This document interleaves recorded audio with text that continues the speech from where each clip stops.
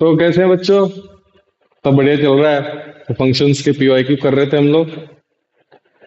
तो फंक्शंस के पीवाईक्यू में हमने डोमेन के पीवाईक्यू कर लिए थे, रेंज के पीवाईक्यू कर रहे थे, तो उसी को कंटिन्यू करते हैं, आगे बढ़ते हैं। चलो बढ़िया। तो छुट्टियां कैसी रही? छुट्टियां बढ़िया रही? दिवाली और छठ पूजा बढ़िया से मना?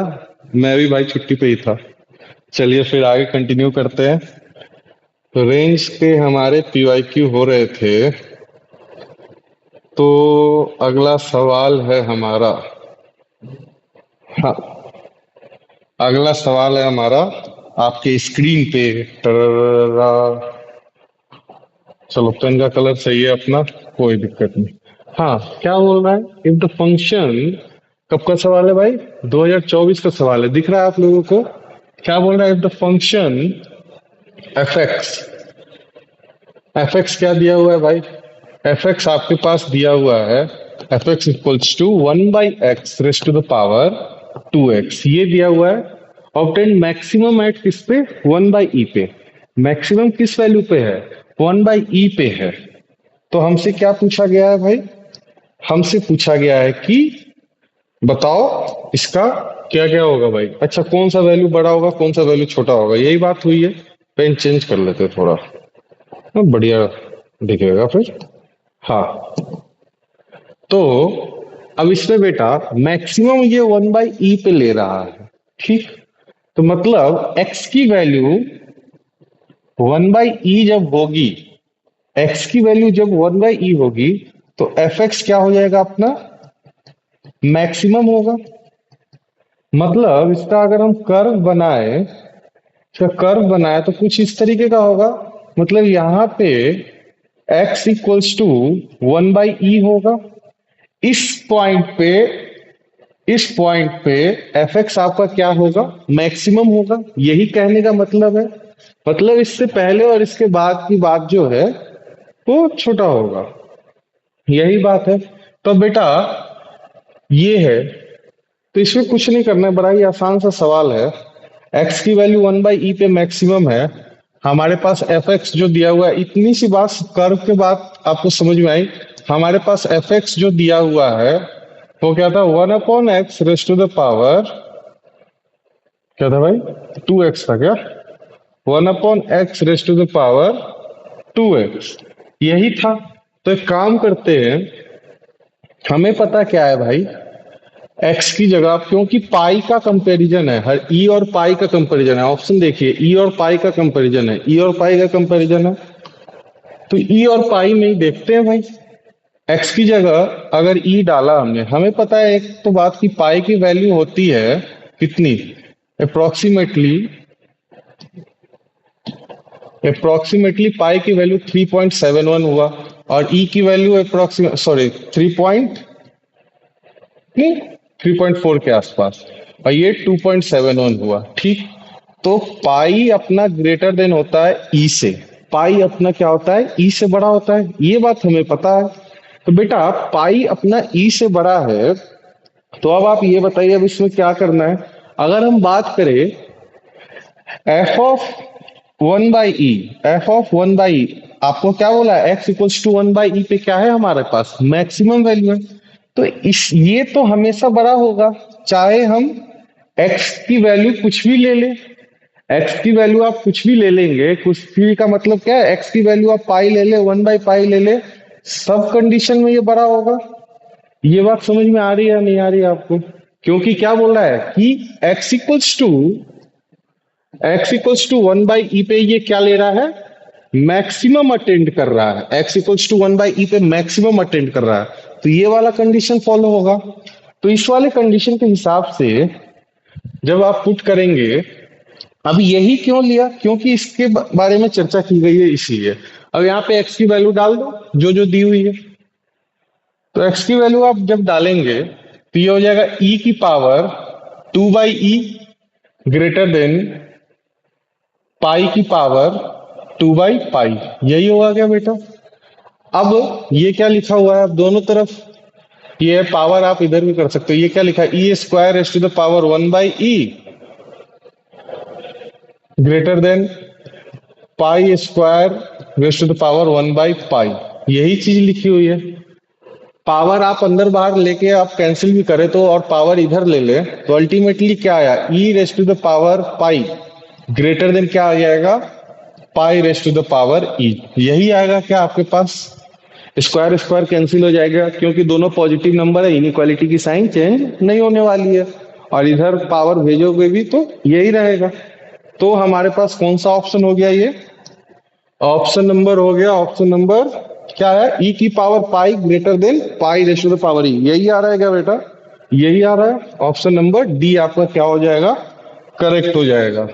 अब हाँ, अगले सवाल की तरफ बढ़ते हैं। अगला सवाल क्या बोल रहा है, if the range of F of theta, range किसकी बात करिए भाई, साइन आ गया, कॉस आ गया, ट्रिग्नोमेट्रिक आ गया। ये जो भी ट्रिग्नोमेट्रिक मसाला दिया है उसका रेंज है वो क्लोज इंटरवल अल्फा से beta. Then the sum of infinite GP whose first term is 64 and ratio is alpha by beta. Ultimately हमें क्या करना है, इस मसाले का रेंज निकालना है, इस मसाले का रेंज निकालना है। और वो जो रेंज जो आएगा वो हमारा क्या होगा, कॉमन रेशियो होगा। किसका, इसका, और उसका इनफाइनाइट जीपी का सम हो निकालना है। तो इनफाइनाइट जीपी का सम क्या होता है बेटा, ए अपॉन 1 - आर, वो यही होता है। तो पहले तो इस मसाले को थोड़ा सॉल्व करते हैं।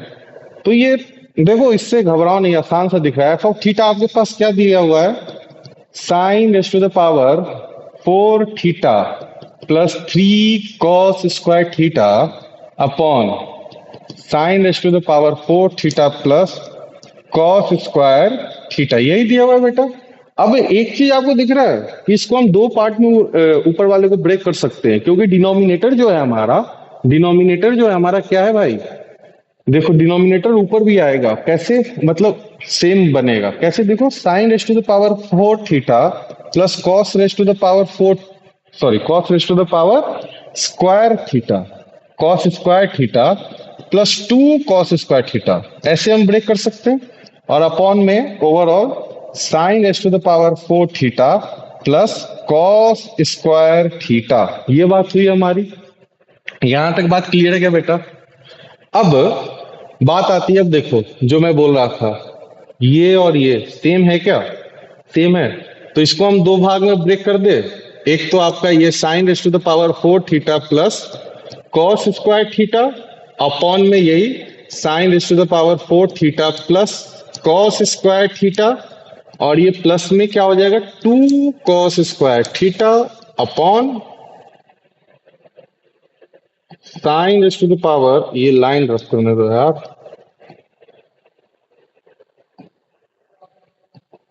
क्या हो जाएगा ये sine raise to the power 4 theta plus cos square theta, यही होगा। तो ये तो कैंसिल होके दोनों क्या बन गए, ये तो आ गया आपका 1, ये हो गया 1 प्लस 2 कॉस स्क्वायर थीटा, और अपॉन में अब सारे ट्रिग्नोमेट्रिक जो है रेशियोज या फंक्शन जो भी लिखा है सबको एक ही में कन्वर्ट करते हैं, ऊपर कॉस से इधर कॉस से, तो इस वाले को भी कॉस में ही कन्वर्ट कर लेते हैं।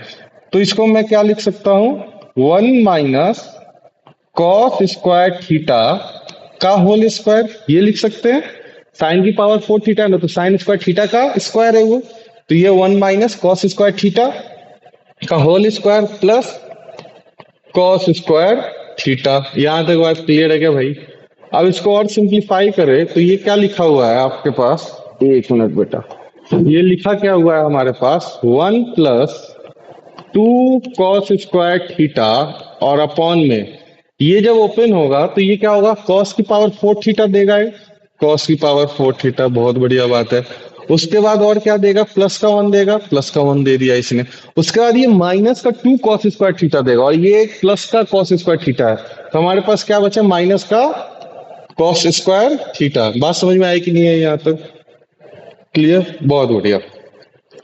अब अगला क्या आ रहा है, अब देखो यहां से ये है ना, वो आसान हो गया, अब ज्यादा दिक्कत नहीं है। कैसे, देखिए हमारे पास आया क्या, इसको थोड़ा सुंदर से अरेंज कर ले। तो 1 plus 2 cos square theta upon cos raise to the power 4 theta minus cos square theta plus 1, यही आया है क्या बेटा। अब एक चीज बताओ, कॉस स्क्वायर थीटा कहां से कहां तक होता है? कॉस स्क्वायर थीटा की बात करें तो ये बिलोंग करेगा आपका क्लोज इंटरवल 0 से 1। कॉस की पावर 4 थीटा भी जो होगा, कॉस की पावर 4 थीटा, ये भी कहां से कहां तक होगा? 0 से 1 ही होगा क्या? तो जो हमारे पास आया है उस पर हम बात करें, 1+2 cos square theta, 1+2 cos square theta upon cos की power 4 theta minus cos square theta +1। यही था क्या बेटा? यही था क्या? हाँ, यही था। तो ये है हमारे पास। इसमें हमने क्या बोला? अब एक चीज बताओ, जब कॉस स्क्वायर थीटा, अब इसकी रेंज की बात करनी है ना, तो कॉस स्क्वायर थीटा में खेलते हैं। तो जब कॉस स्क्वायर थीटा की बात करें, कॉस स्क्वायर थीटा जब 0 होगा, एक बार 0 पुट करो इसमें, 0 पुट करोगे तो इधर वाला टर्म तो 0 हो गया। तो जब कॉस स्क्वायर थीटा 0 होगा तो हमें क्या मिलेगा भाई? क्या मिल जाएगा? इस पूरे की वैल्यू क्या मिल जाएगी? ये इसके वजह से पूरा 0 हो गया, 1 मिला क्या? और जब cos square theta maximum value लिया अपना 1 लिया, तो जब ये 1 लेगा, जैसे ही इसने 1 लिया तो ये तो 2 हो गया, ये 1 लिया तो ये क्या बना भाई? एक 1 से एक 1 कैंसिल बन गया, एक ये 1 रह गया, तो ये क्या बन गया? आपको 3 मिल गया। तो इसका रेंज क्या आया? इसका रेंज जो आपका आया, रेंज आपका कितना आ गया? रेंज आ गया आपका 1 से 3। यही आया क्या रेंज? रेंज इसका क्या आ गया? 1 से 3। अब क्या बोला है? ये किसके इक्वल बताया है? ये बोला है कि भाई ये अल्फा बीटा है।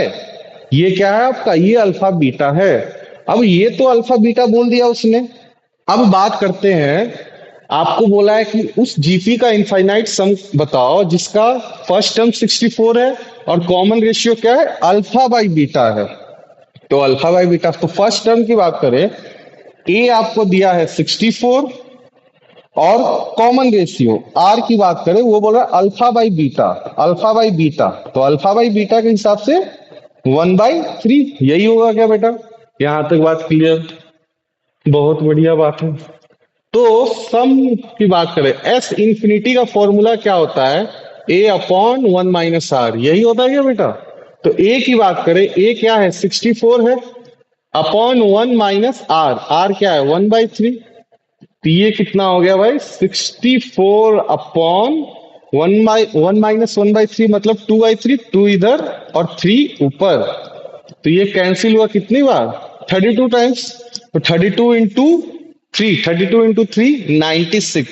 96 आपका आंसर आ रहा है। कितना हो गया आंसर? 96 आपका आंसर आ रहा है। आसान सा सवाल था, कुछ नहीं करना था, रेंज निकालना था। उस रेंज को क्या करना था? उस रेंज से इनफाइनाइट जीपी का हमें सम निकालना था। कैसे? Common ratio. आपको क्या बोला था? वही रेंज ही का रेशियो जो था वो कॉमन रेशियो था। तो ये सवाल हो गया, आसान सा सवाल था ये भी। अब अगले सवाल की तरफ बढ़ते हैं हम लोग। अगला सवाल क्या बोल रहा है? सेम? हाँ, नहीं अलग है। अबे मैं ये देख के, अल्फा बीटा देख के मैं फिर से कंफ्यूज हो गया कि है सेम सवाल आ गया क्या? हाँ। उसके बाद क्या बोल रहा है? अब ये भी 2024 का आपका सवाल है। क्या बोल रहा है भाई? Let the range of the function, जो भी है इसका रेंज की बात करी है, क्या है? क्लोज इंटरवल ए से B, if alpha beta are A M and G M of respective A and B. तब आपसे पूछा क्या है? अल्फा बाई बीटा बताओ। ठीक। तो पहले इसकी रेंज की बात करते हैं। अब पहले इसकी बात करते हैं भाई, क्या लिखा हुआ है हमारे पास? दिया क्या हुआ है हमारे पास? दिया है हमारे पास दिया है f x equals to 1/2 plus sine 3x plus cos 3x। यही दिया है क्या बेटा? यही दिया है। तो हमने पढ़ा था रेंज, मैंने आपको जब चालू किया था तो एक लेक्चर में मैंने रेंज का ही रिवीजन कराया था कि किस तरीके के क्वेश्चन को किस तरीके से टैकल करते हैं। तो हमने पढ़ा था कि अगर हमारे पास ऐसा कुछ लिखा हो, कैसा? A sine theta plus B cos theta, ऐसा कुछ लिखा हो, A sine theta plus B cos theta, तो इसका रेंज क्या होता है? ये जो है हमारा कहां से कहां तक लाई करता है? A sine theta B cos theta का रेंज क्या होता है? Close interval minus under root A square plus B square से लेके open inter, sorry, minus under root A square plus B square से लेके A square plus B square तक plus वाला, ये इसका रेंज होता है। तो इसी पे बात करते हैं, कुछ नहीं है इसमें। तो इसकी बात करें, इसके रेंज की बात करें, तो यहाँ पे देखो ए की वैल्यू तो 1 है, बी की भी वैल्यू क्या है 1 है, आगे तो कुछ नहीं। थीटा क्या है 3x है, उससे कोई मतलब नहीं है, वो आपको कुछ भी डिस्टर्ब नहीं करने वाला है, ठीक है भाई। तो बात की जाए तो ये क्या लिखा हुआ 1/2 plus sine 3x plus cos 3x। तो यहाँ पे ए और बी की वैल्यू क्या है, ए और बी की वैल्यू आपके पास 1 है। तो ये तो क्या हो गया, अगर मैं सिर्फ sign 3x plus cos 3x की बात करूं तो ये कहां से कहां तक आया आपका, -√2 से √2, यही होगा क्या। अब क्योंकि +2 है डिनोमिनेटर में, बाद में करेंगे, पहले ओवरऑल कर लेते हैं। +2 है तो ओवरऑल +2 कर दो इसमें। अब ये क्या है 2 plus sine 3x plus cos 3x, ये है। तो 2 प्लस हुआ है तो 2 प्लस कर दीजिए, तो ये 2 माइनस √2 से 2 प्लस √2, ये हो जाएगा। यहां तक बात क्लियर है, 2 माइनस √2 से 2 प्लस √2। अब क्योंकि ये पूरा क्या है डिनोमिनेटर में है तो 1 अपॉन कर दो भाई, क्या दिक्कत है उसमें, 1 अपॉन कर दो। अब हमारे पास क्या है, ये पूरा डिनोमिनेटर में है, तो 2 plus sine 3x plus cos 3x, इसका रेंज क्या हो जाएगा भाई, इसका रेंज क्या हो जाएगा, इसका रेंज आपका ये हो जाएगा, क्या हो जाएगा 1 अपॉन, क्या है भाई 1 अपॉन। अब क्योंकि डिनोमिनेटर करोगे तो ये वाला नंबर बड़ा हो जाएगा, ये वाला छोटा हो जाएगा, तो उल्टा हो जाएगा और कुछ नहीं। 1/2 प्लस √2 कॉमा से लेके 2 माइनस √2 तक, ये क्लोज इंटरवल में इसका क्या आ गया, रेंज आ गया। 2 प्लस √2 से, सॉरी 1/2 प्लस √2 से 1/2 माइनस √2 तक, ये रेंज आ गया। अब क्वेश्चन में आगे बोला क्या है कि इसका यूज है ना, ये ए और बी बोला है। अच्छा, ए और बी बोला है, और क्या बोला है भाई देख लिया जाए, ए और बी का AMGM अल्फा बीटा है, यही बात बोलिए। तो ए बी जो है ना भाई, इसको थोड़ा सिंप्लीफाई करते हैं। ये आपका जो ए है, ये आपका ए है ना, ए की वैल्यू क्या है 1/2 प्लस √2, इसको रेशनलाइज कर लो ना, इतना गंदा सा दिख रहा है तो रेशनलाइज कर रहा हूं, 2 माइनस √2 अपॉन 2 माइनस √2, यही हुआ। तो ऊपर 2 माइनस √2 हो गया और नीचे ये 4 माइनस 2 हो जाएगा, तो ये क्या आ जाएगा भाई 2 माइनस √2 बाई 2, ये आ जाएगा। ये क्या आ गया, ए की वैल्यू आ गई आपकी, ठीक है। अब बी की भी उसी तरीके से क्या हो जाएगी, ऐसे तो तुम लोग निकाल लिए होगे, तब भी किसी बच्चे को ना आए तो इसलिए मैं कर दे रहा हूं सॉल्व। रेशनलाइज करेंगे हम लोग तो 2 प्लस √2 अपॉन 2 प्लस √2, ठीक। तो ये भी क्या हो गया 2 प्लस √2 अपॉन 2, यही हो गया क्या बेटा। अब क्या करना है इसका, अब रेशनलाइज क्यों किया मैंने, कोई बोल सकता है रेशनलाइज क्यों किया, क्यों किया, क्योंकि यहां देखो एम और जीएम की बात कर रहा है, एम की बात कर रहा है तो ऐड करना पड़ेगा। अब इस गंदे से इसको ऐड करोगे, क्रॉस मल्टीप्लाई करोगे, उससे अच्छा भाई रेशनलाइज कर लो। देखो जब ऐड करेंगे तो √2 कैंसिल हो जाएगा। तो एम और जीएम की बात हो रही है, एम और जीएम निकालना है। तो एम की बात करें, इसका इसके एम की बात करें तो एम इसका क्या हो जाएगा a प्लस बी बाई 2, तो a प्लस बी बाई 2 कर देते हैं। 2 minus √2 by 2 plus 2 plus √2 by 2 और अपॉन में 2, तो ये √2 से √2 कैंसिल हो जाएगा, ओवरऑल 2 आएगा। तो ऊपर तो 4 आ गया और ये वाला 2 इधर चला जाएगा तो क्या हो जाएगा 4 हो जाएगा। तो ये 4/4 हुआ क्या, तो ये तो 1 हो गया, एम क्या हो गया 1 हो गया आपका। अब जीएम का बात करें, जीएम की बात करें तो जीएम क्या हो जाएगा ए बी की पावर हाफ, 2 नंबर है ना तो ए बी की पावर हाफ, तो ए बी की पावर हाफ मतलब 2 minus √2 by 2 into 2 plus √2 by 2 और इसके पावर हाफ, यही हो जाएगा क्या बेटा। तो ये कितना हो गया 4, तो 4 तो ये बाहर निकलेगा तो नीचे तो 2 आया, ऊपर ये क्या हो जाएगा आपस में जब मल्टीप्लाई होंगे तो a square minus B square मतलब 4 माइनस 2, 2 बचा तो ऊपर तो √2 बचा, ये क्या बचा ऊपर √2, यहां तक बात हो गई हमारी। अब हमसे पूछा गया है, बोला है अल्फा क्या है, एएम है, और बीटा क्या है, जीएम है। ये बात की गई है। तो अल्फा एएम है, बीटा जीएम है। तो अल्फा की वैल्यू तो हमारे पास आ गई 1, बीटा की वैल्यू आ गई हमारे पास √2/2। √2/2। अब अगर इसमें से कैंसिल करे तो ये क्या है, 1/√2 ही लिखा हुआ है क्या? तो इसको और सिंप्लीफाई कर लेते हैं। तो ये आपके पास क्या लिखा हुआ है, 1/√2। तो अल्फा बाई बीटा करेंगे, अल्फा बाई बीटा पूछा है आपसे, अल्फा बाई बीटा करोगे तो 1/1/√2। तो ये √2 ऊपर चला जाएगा, तो ये क्या बनेगा, सिर्फ √2 बनेगा बेटा। यहां तक बात क्लियर? सिर्फ √2 बनेगा क्या? तो ऑप्शन चेक किया जाए जो पूछा गया था। ऑप्शन नंबर सी आपका आंसर हो गया, ऑप्शन सी, √2। आसान था सवाल, तो कुछ था नहीं इसमें। पहले वो रेंज निकालो और इसमें फिर जीएम कर दो, कुछ इसमें खास बात नहीं है। अब अगले सवाल की तरफ बढ़े। अगला सवाल क्या है हमारे पास, क्वेश्चन दिख रहा है ना सभी को? हाँ, अगला सवाल क्या है, let the set A and set B denotes the domain and range of this function। domain and range where, ये क्या दिया हुआ है भाई, डिनोट्स द स्मॉलेस्ट इंटीजर। ये जो भी है क्या दिया हुआ है इसके बारे में देखो, स्मॉलेस्ट इंटीजर ग्रेटर देन और इक्वल्स टू है। तो किसी को सीलिंग फंक्शन के बारे में नहीं भी पता हो, ये क्या है, जीआईएफ नहीं है, जीआईएफ से आप कंफ्यूज ना हो। ये क्या है आपका, सीलिंग फंक्शन है। सीलिंग की स्पेलिंग देख लेना भाई, सीलिंग फंक्शन है ये आपका। किसी को सीलिंग फंक्शन के बारे में पता ना भी हो, तो ना पता ना भी हो लेकिन तब भी वो कर सकता है। क्यों, क्या लिखा, denotes the smallest integer, smallest integer greater than और equals to x. Smallest integer greater than और इक्वल्स टू एक्स। मतलब जीआईएफ क्या होता था, जीआईएफ होता था कि एक्स से जस्ट पहले वाला इंटीजर, मतलब एक्स अगर डेसिमल में है तो उससे जस्ट पहले वाला इंटीजर, एक्स अगर इंटीजर है तो वो ही होगा। बात समझ में आई कि नहीं है? जीआईएफ और सीलिंग फंक्शन में आप कंफ्यूज मत होना।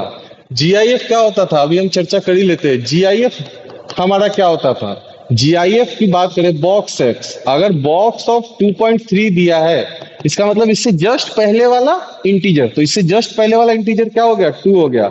और यही सीलिंग फंक्शन की बात करें, यही सीलिंग फंक्शन की बात करें हम लोग, यही सीलिंग फंक्शन की बात करें,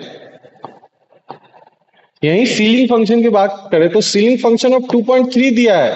तो क्या बोला है क्वेश्चन में भी, ये स्मॉलेस्ट इंटीजर, देखो क्वेश्चन में भी अगर आपको नहीं भी पता है, smallest integer greater then x से बड़ा और एक्स से इक्वल। तो स्मॉलेस्ट इंटीजर एक्स से बड़ा कौन सा हुआ, ये तो इंटीजर नहीं है, एक्स हमारा इंटीजर नहीं है ना, फ्रैक्शन में है। एक्स अगर इंटीजर रहता तो इक्वल्स टू एक्स हो जाता। सीलिंग फंक्शन ऑफ अगर मैं 5 लिख दूंगा तो डेफिनेशन वो आपको दिया हुआ है, greater integer, smallest integer greater then x और इक्वल्स टू एक्स। तो अगर ये इंटीजर है तो ये हमारा इसका सीलिंग फंक्शन 5 ही होता, लेकिन ये क्योंकि फ्रैक्शन है तो इसका सीलिंग फंक्शन क्या हो जाएगा, इससे जस्ट एक बड़ा इंटीजर, वो क्या हो जाएगा बेटा, 3 हो जाएगा। तो अंतर समझ में आया? जीआईएफ में हम अगर हमारे पास फ्रैक्शन में है, देखो अगर वो रहा इंटीजर रहा तो जीआईएफ हो या सीलिंग फंक्शन हो, बात तो सेम ही रहेगी, कोई अंतर नहीं होने वाला। कि डेसिमल वाले में, फ्रैक्शन वाले में क्या अंतर हो जाएगा, डेसिमल वाले में कि जो डेसिमल वाला टर्म है उससे जस्ट पहले वाला जो इंटीजर होगा वो जीआईएफ होगा, और उसके जस्ट बाद वाला जो इंटीजर होगा वो हमारा क्या होगा, सीलिंग फंक्शन का जो है वो आउटपुट रहेगा। बात समझ में आई आपको? ये डिफरेंस है। अब आते हैं सवाल पे, अब आते हैं सवाल पे। तो हमारे पास ये फंक्शन दिया हुआ है, अब इसके बारे में, इसके डोमेन रेंज की चर्चा करनी है हमें, इसके डोमेन रेंज की चर्चा करनी है। तो हमारे पास फंक्शन जो दिया हुआ है f x equals to 1/√, ceiling function of x minus, क्या था, ceiling function of x minus x, ceiling function of x minus x, यही दिया हुआ है क्या बेटा, यही दिया हुआ है। तो इसको सॉल्व करते हैं, पहले सीलिंग फंक्शन के बारे में थोड़ा जाने, ये सब मसाला बाद में करेंगे। हमें पता है एक चीज हमें पता है क्या, कि x जो हमारा होता है, x हमारा होता है box of x plus fractional part of x। अगर मैं सीलिंग फंक्शन और बॉक्स ऑफ x में रिलेशन देखूं, यहाँ पे देखिए, मैं ये वाला जब मैंने एग्जांपल लिया, तो आप एक चीज देखिए, बॉक्स ऑफ एक्स 2 आया और सीलिंग फंक्शन क्या आया, 3 आया। तो मतलब सीलिंग फंक्शन जो है बॉक्स ऑफ एक्स से बस एक ज्यादा आएगा हर बार, अगर इंटीजर नहीं है तो, अगर x हमारा इंटीजर नहीं है तो मतलब कहने का क्या है, अगर मैं बॉक्स ऑफ 3.9 लूं तो ये आपको 3 देगा, और सीलिंग फंक्शन ऑफ 3.9 लूं तो ये आपको क्या दे देगा, 4 दे देगा क्या। तो बॉक्स और सीलिंग फंक्शन में वो क्या है, रिलेशन क्या है, कि दोनों अगर इंटीजर नहीं है तो एक ज्यादा है। तो यहां पे मैं लिख रहा हूं, if x is not an integer, x हमारा इंटीजर नहीं है, x हमारा इंटीजर नहीं है, तो हम क्या लिख सकते हैं, ceiling function of x equals to box of x plus 1, ये लिख सकते हैं बेटा। इन दोनों एग्जाम्पल से आपको समझ में आया होगा, ये दोनों एग्जाम्पल हमने लिया है, इससे समझ में आया होगा। और इंटीजर जब होगा, और जब इफ x इज इंटीजर, जब x हमारा इंटीजर होगा, जब x हमारा इंटीजर होगा तो इंटीजर के केस में क्या होगा, इंटीजर के केस में क्या होगा, ले लो फिर से बॉक्स ऑफ 5 ले लो, बॉक्स ऑफ 5 5 ही देगा, और सीलिंग फंक्शन ऑफ 5 भी क्या दे दिया आपको, 5 ही दिया, 5 ही देगा ना। तो जब x आपका इंटीजर है, जब x आपका इंटीजर है तब क्या होगा, box of x equals to ceiling function of x equals to x। यहां तक बात क्लियर है। तो यही फंडा इस क्वेश्चन में हम लोग यूज करने जा रहे हैं, ठीक। तो ये बात हमें पता है। अब यहाँ पे क्योंकि सीलिंग फंक्शन का यूज है, तो सीलिंग फंक्शन को मैं क्या लिख सकता हूं, ceiling function of x equals to box of x plus 1, ये लिख सकता हूं। तो यहाँ पे क्या है हमारे पास, ceiling function of x minus x है, तो ये हमारा क्या हो गया, box of x plus 1 minus of x, x को मैं box of x plus fractional part of x लिख रहा हूं, तो ये हो गया box of x plus fractional part of x था, तो ये माइनस हो जाएगा fractional part of x, box of x cancel हो गए, तो हमारे पास बचा क्या, हमारे पास बचा क्या, हमारे पास बचा 1 minus fractional part of x, 1 minus fractional part of x, यही बचेगा क्या बेटा। अब 1 minus fractional part of x, हमें पता है फ्रैक्शनल पार्ट ऑफ x तो भाई ऐसे भी 0 और 1 के बीच की बात है, ये 0 और 1 के बीच की बात है, तो डिनोमिनेटर रूट में है वो भी, तो पॉजिटिव ही आएगा, कोई दिक्कत की बात नहीं है। डिनोमिनेटर हमारा क्या है, अच्छा ये यहां तक तो बात हो गई। अब डोमेन से क्या चीज गायब है भाई, एक चीज ध्यान देना, चलो इसको पहले सॉल्व कर लेते हैं। जो हमने यहां पे देखा कि इंटीजर होगा तो x के इक्वल हो जाएगा, इंटीजर होगा तो x के इक्वल हो जाएगा, तो डोमेन की पहले चर्चा कर लेते हैं, इसको यहां तक रुकते हैं। हमारा ये वाला जो है मसाला अंदर वाला, वो सिंप्लीफाई होके हमारा ये आ गया, ठीक है, ये मसाला सिंप्लीफाई होके हमारा ये आ गया। अब डोमेन की चर्चा कर लेते हैं।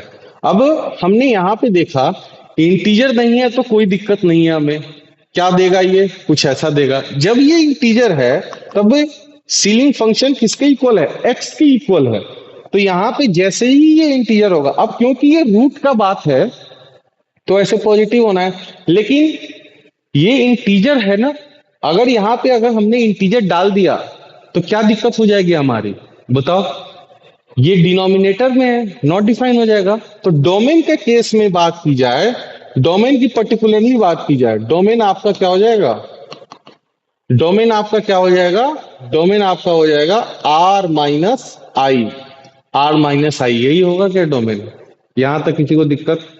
तो डोमेन क्या था आपका, ए था क्या, क्या था पता नहीं कि किससे डिनोट किया था उन्होंने डोमेन को,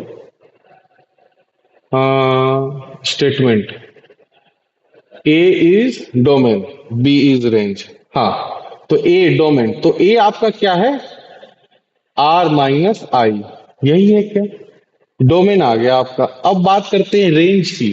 अब रेंज की बात करें अब इस पे आ जाते हैं वापस से, डोमेन निकाल लिया हमने, रेंज की बात करते हैं, इस पे काफी हौच पौच ना हो जाए इसलिए इधर आते हैं। तो हमारे पास बेसिकली क्या है, 1/√1 - फ्रैक्शनल पार्ट ऑफ एक्स, यही है क्या। अब हमें पता है ये वाला पार्ट हमारा 0 से 1 के बीच का मामला है, ठीक। तो ये वाला पूरा भी पार्ट क्या होगा आपका, ये पूरा भी 0 से 1 के बीच के रहेगा, ठीक। अब क्योंकि डिनोमिनेटर में है तो ओवरऑल इसकी बात करें, ओवरऑल इसकी बात करें तो ये क्या होगा, 1 से इनफाइनाइट होगा क्या, डिनोमिनेटर में है ना, जो डिनोमिनेटर में छोटा टर्म तो ओवरऑल तो बड़ा हो जाएगा, 1 से इंफिनिटी रहेगा, 1 पे क्योंकि ओपन रहेगा ना, 1 इंक्लूड नहीं हो सकता है, ठीक है। यहां तक बात कीजिए।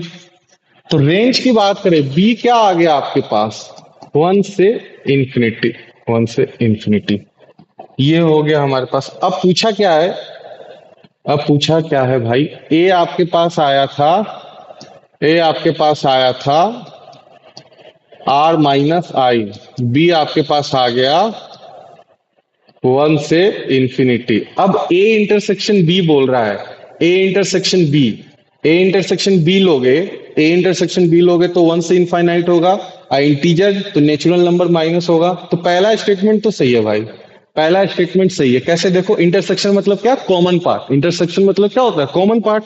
तो कॉमन पार्ट के हिसाब से देखे R-I, R-I और इसका 1 से इंफिनिटी तक का, तो 1 से इंफिनिटी कॉमन आएगा, लेकिन उसमें से इंटीजर नेचुरल नंबर हट जाएंगे, तो पहला स्टेटमेंट तो सही है। अभी यूनियन की बात करें, यूनियन 1 से इंफिनिटी, यूनियन 1 से इंफिनिटी थोड़ी होगा, यूनियन में तो ये आर वाले टर्म्स बाकी भी आएंगे, तो दूसरा स्टेटमेंट गलत है भाई, दूसरा स्टेटमेंट आपका गलत है। तो कौन सा हो गया सही, बी, ऑप्शन नंबर बी आपका करेक्ट हो गया। तो बेटा आज के लेक्चर में अभी इतना ही रहने देते हैं, अगले लेक्चर में और रेंज के सवाल कंटिन्यू करेंगे और धीरे धीरे अब फटाफट फंक्शन के सारे पीवाईक्यूज खत्म करेंगे, फंक्शन के बाद फिर दूसरे चैप्टर पे हम लोग आएंगे, ठीक है बेटा। आज के लिए इतना ही बेटा, राधे राधे, पढ़ते रहिए आप लोग।